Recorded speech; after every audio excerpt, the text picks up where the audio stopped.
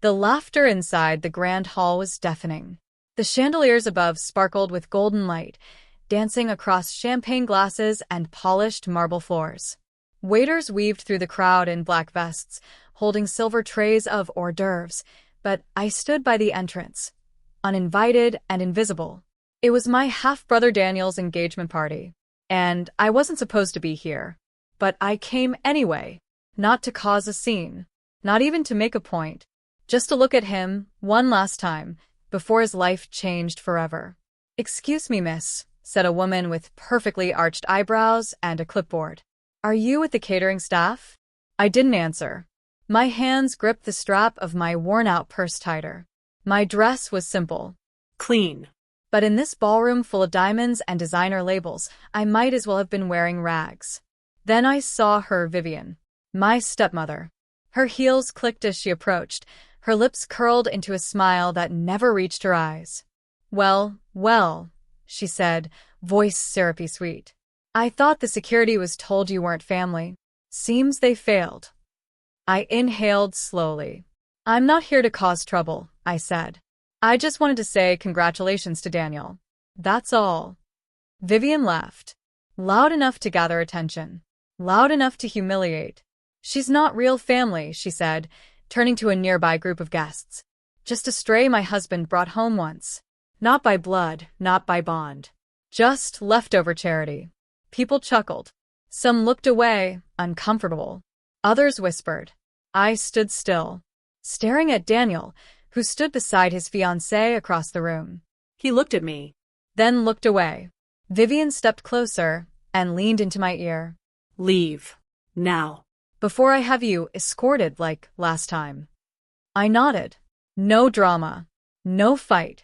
I walked out through the grand glass doors into the night, heart pounding but face calm. As I stepped into the cold evening air, my phone vibrated in my bag. An unknown number. I answered. A deep voice said, "Are you home? I need to speak to you. Urgently." It's about your father." I froze. "Who is this?" "It's Mr. Hargrove, the family lawyer. I know you were left out of the party tonight, but what I'm about to tell you changes everything." I whispered, "I'm listening." He paused. "No." "Not over the phone. I'll be at your apartment at 8 a.m. sharp. Don't leave." Then the line went dead. I stood under the streetlight for a moment, wind stinging my cheeks, before slowly turning to walk away. And the next morning, just as the clock struck 8, I heard it. Knock. Knock. Knock. But it wasn't just one person. It was a pounding. Urgent. Desperate. I looked through the peephole and saw them. Vivian. Daniel. His fiancée. 2 uncles. All standing at my door. Eyes wide. Faces pale. I opened it slowly. Vivian looked at me, with trembling lips. "Please," she said. "We need to talk." I didn't move. Just stood in the doorway, blinking at the faces that had once mocked me, turned their backs on me, shut every door I had tried to walk through. Now here they were on my doorstep. Vivian's voice quivered. "Where's Mr. Hargrove? Is he here?" I narrowed my eyes. Why would he be here? Daniel stepped forward, face flushed with panic. "He said he was coming to talk to you first.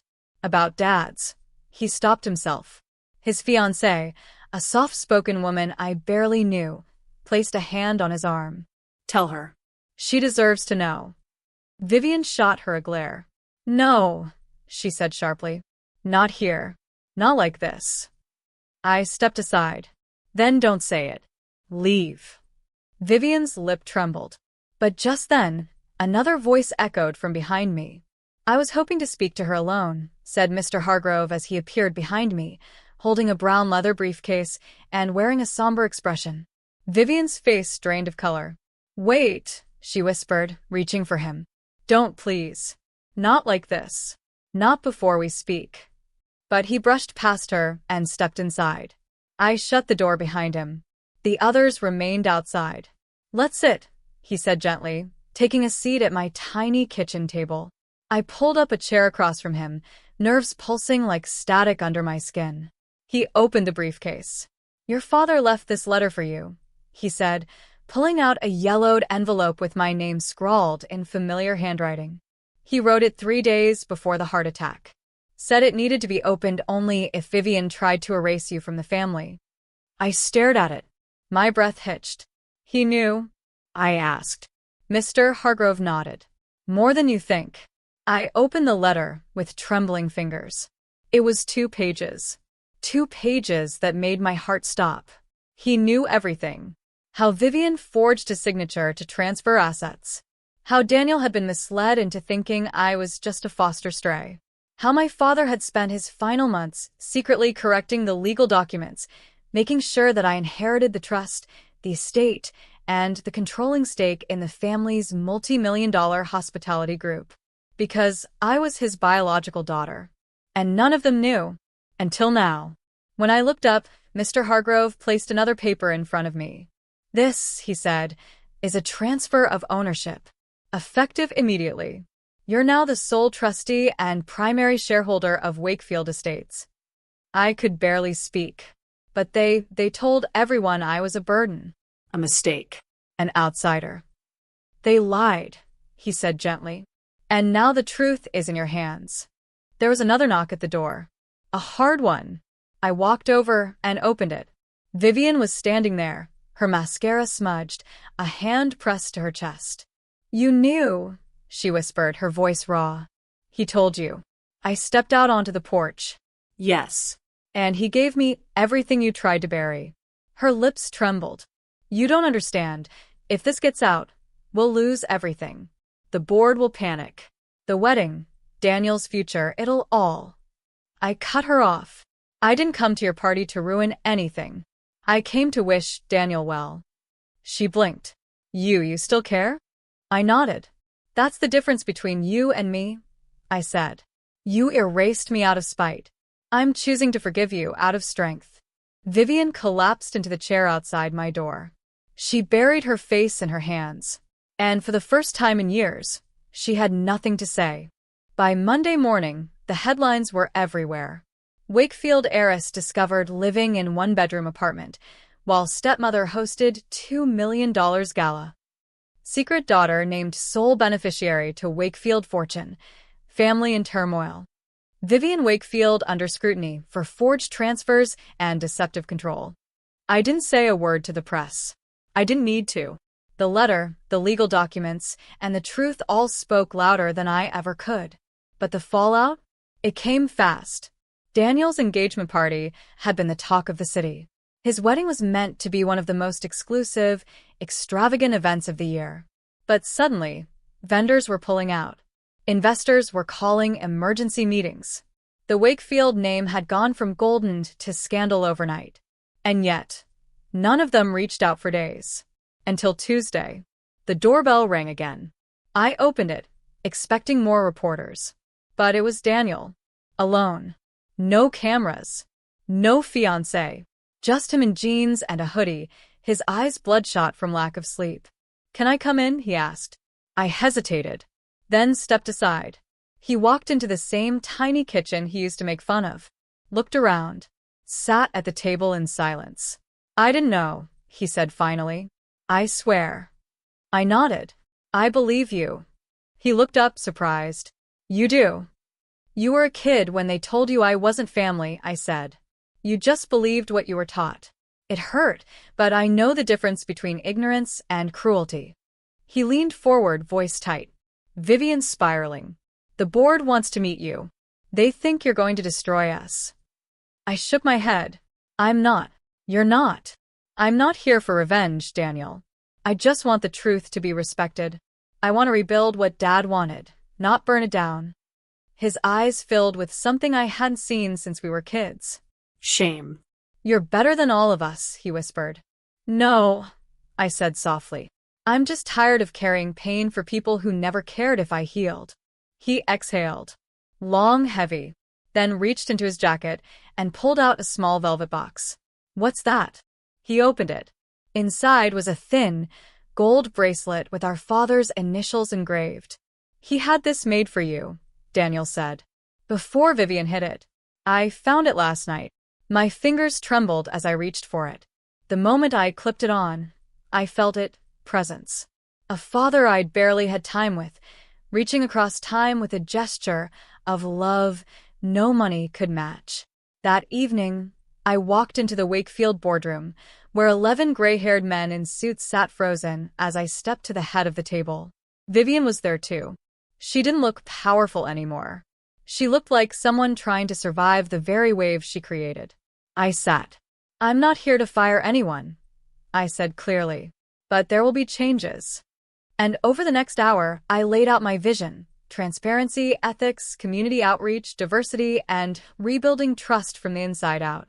Not just to look good, but to be good. One by one, the board members nodded, then clapped. Even Vivian managed a tearful whisper. "Your father would be proud." I turned to her. "I think he already is." The first official day as the head of Wakefield Estates didn't begin in a boardroom. It began in a rusted elevator. I had insisted on visiting the smallest hotel in the chain, a forgotten property tucked into the city's industrial side, long neglected by management. As the elevator groaned to life, the manager beside me, a man in his 60s with grease-stained cuffs and tired eyes, looked stunned to even see me there. "No one from corporates ever visited," he said, rubbing the back of his neck. I didn't even bother cleaning the office. Figured it was a prank. "It's not," I said, smiling gently. "I used to clean rooms like these." He blinked. "You did?" I nodded. "Before Vivian banished me, I used to tag along with the housekeepers during summer breaks. I folded towels, wiped mirrors, and once got scolded for organizing the shampoo bottles in rainbow color order. They called it wasting time. I called it making someone's day feel beautiful. When I reached the rooftop, I asked to speak to the staff. All of them: kitchen, maintenance, front desk, housekeeping. A crowd gathered, nervous, curious. I stepped up on a bench to speak. "My name is Eliana Wakefield," I said, loud and clear. "And I'm not here to inspect. I'm here to listen. I'm not the kind of boss who hides behind glass walls. I know what it feels like to be overlooked. So starting today, if you have a concern, you don't need to go through 5 layers of management. You just come to me." There was a pause. Then someone clapped. Then a few more. And before long, the entire rooftop echoed with applause. That night, back in my apartment, I sat alone at the table with a cup of tea and the bracelet still firm around my wrist. My phone buzzed again. This time, it wasn't the press. It was Claire, Daniel's fiancée. We hadn't spoken since the party. Her message: "Can I come see you? I need to tell you something. About Vivian. About the wedding." I hesitated. Then typed, "Come tomorrow morning, 10 a.m. She arrived the next day in sneakers and an oversized hoodie, makeup-free and teary-eyed. "I should have said something that night," Claire began as she stepped inside. "I saw what Vivian was doing. I heard the things she said about you. I was afraid." I sat across from her. "Why are you here now?" She took a deep breath. "Because I found something. And I think you were never supposed to see it." She reached into her bag and pulled out a small USB drive. "What is this?" "Daniel told me about your father's old study," she said. "About the drawer Vivian always kept locked. After the truth came out, I checked it. This was in the back, hidden inside a book spine." I plugged it into my laptop. Videos, documents, emails, footage of my father speaking on camera. If anything ever happens to me and Eliana is kept from what's hers, I want this to be found. She is not just my daughter. She is the legacy I never got to finish. I covered my mouth. The next clip played: Vivian, in her early 40s, speaking coldly to someone off camera. "She'll ruin everything. That girl doesn't belong in this family. As long as I breathe, she will never sit at the head of that table." Claire sat silently, watching my hands shake. When the video ended, I looked at her. She whispered, "I know you want to forgive them, but they need to own what they did. Fully. Publicly. Not just to you, but to the legacy they almost destroyed." I nodded slowly. "I don't want revenge, but I do want truth." She smiled softly. "That's what makes you powerful." 2 days later, I held a press conference. Not for drama, not for revenge, but for transparency. I told the story. Fact by fact. Not a tearjerker version, not a scandal. Just the truth. I told them how my father's vision had been derailed, how trust was lost, and how we were building something better, one act of honesty at a time. And then I did something that stunned even the harshest critics. I announced a foundation, named after my father. One dedicated to funding education, career training, and housing for youth raised in the foster system, kids who felt unseen, unheard, unwanted. I said, I was told I wasn't real family, that I wasn't one of them. So I've decided to build a future for people who hear the same lies every day. You don't need a last name to belong. You just need someone to believe in you. The crowd went silent. Then came the longest, loudest applause of my life. And as I stepped off the stage, a reporter shouted, "What do you say to the Wakefield family today?" I turned, Paused. then smiled. I say, thank you. You taught me what not to be. The week after the press conference, things began to change. Not just in headlines or emails or stock prices, but in the faces of people around me. In how strangers stopped me in the street, not to praise wealth, but to thank me for saying the words they were never allowed to say out loud. I didn't grow up in the family I deserved. Neither did I. Yet here I was, walking back into the mansion where I once stood quietly in corners, now invited by a trembling voice on the other end of the phone. Vivian. I know I'm the last person who deserves your time, she'd said. But I want to speak before everything falls apart completely. The Wakefield estate was eerily quiet when I arrived. No servants, no laughter, no echo of parties that once excluded me. Vivian sat alone in the sunroom, clutching a cup of tea that had gone cold. She looked older. Smaller. I've lost everything, she said. I sat across from her, calm. You still have your son. She smiled bitterly. Do I? He won't return my calls. Claire ended the engagement. My name, it's dirt now. Silence settled between us. Not tense. Just honest. I hated you, she said suddenly. The way he looked at you. The way he softened around you. I couldn't bear it. I wanted it gone. I swallowed hard. She looked up, eyes glassy. But now I see he was right. You were the part of him I tried to erase, and you became the part the world needed. My throat tightened. I'm not here for revenge, Vivian, I said. But I needed the truth. And now, I have it. She nodded slowly, then reached under the table and slid an old wooden box across to me. My chest tightened. I knew that box. My father's, hand-carved, with a brass clasp and initials on the lid. I opened it. Inside were photos. Of me. As a baby. A toddler. Clippings from school events. Letters, unsent. Vivian spoke softly. He hid them from me. Kept them locked away. He never stopped caring. Tears blurred my vision. In that moment, all the years I thought I was invisible dissolved. I had been seen.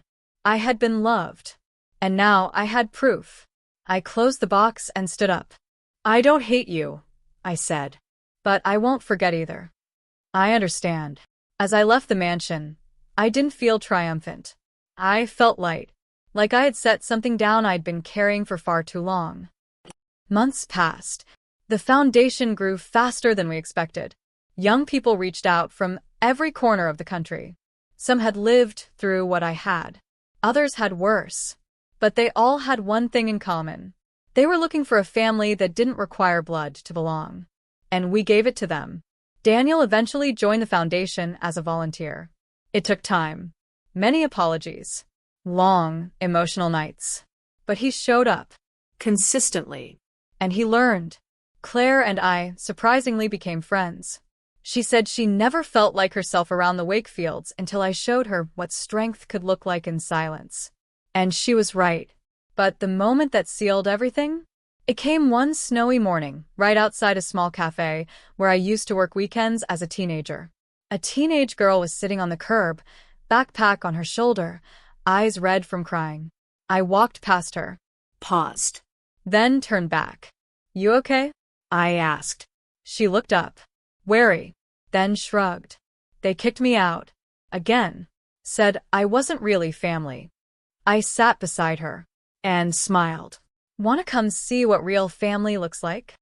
And as we stood up, snowflakes landing gently in her hair, I realized something. This wasn't just my redemption. It was my beginning. The girl who had been kicked out of a party had opened a door to the world. A world where kindness wasn't weakness. A world where truth was louder than gossip. A world where you could be unwanted once and still become the reason others are welcomed home.